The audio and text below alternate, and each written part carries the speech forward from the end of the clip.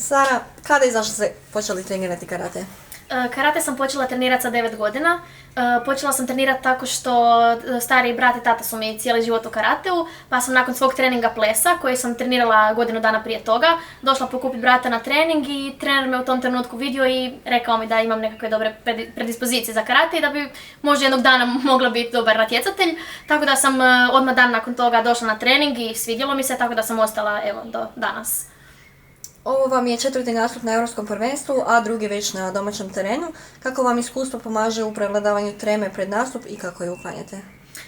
Pa što se tiče treme pred nastup na nekom velikom natjecanju, s time nemam nekakvih pretjeranih problema, s obzirom da sam, osim što sam 4. put sad nastupam na seniorskom prvenstvu Europe, prije toga nastupala od 2015. na kadetskom, juniorskom i U21 prvenstvima i Europe i svijeta i na ostalim velikim turnirima, tako da s time nemam nekakvih pretjeranih problema. A što se tiče domaćeg terena, naravno tu mi možda je mali pritisak s obzirom da smo tu doma i za razliku od prošli put što je bilo 2021. u Poreču, kada nije bilo publike, možda mi to stvara malo veći pritisak, ali to mi je samo dodatna motivacija da odradim odličan nastup. Što očekujete od nastupa u Zadru i koji rezultat biste smatrali uspjehom? Pa prvenstveno očekujem dobre izvedbe, da pokažem ono za što sam se trudila zadnjih mjeseci koliko smo već imali pripreme.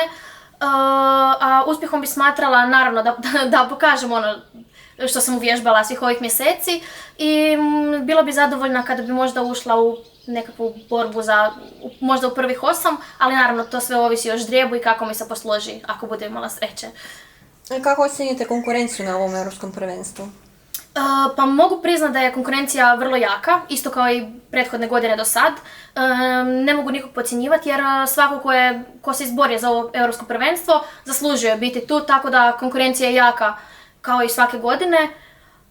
Možda favoritima bi smatrala države koje su i zadnjih godina osvajale medalje, a to su Turska, Španjolska, Italija i Francuska. Ko vam je sportski uzor i zašto? Pa moj sportski uzor je Mirna Šenjug. Nekadašnja reprezentativka Hrvatske također u katama, koja ima mnogo europskih medalja i svjetsku medalju. Ko vam pruža najveću podršku i kako? Pa najveću podršku mi pružaju naravno treneri u klubu, moji roditelji i cijela moja obitelj i naravno moram tu spomenuti sve kolege i prijatelje koji su okruženi sa mnom i koji me podržavaju u svemu što radim.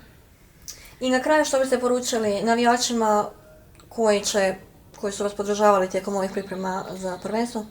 Pa poručila bi im da nastave podržavati mene, isto kao i ostatak reprezentacije, zato što nam je to svima jedna jako velika motivacija za ostvarivanje dobrih rezultata na ovom prvenstvu i na svim ostalima. Hvala Sara i sretno!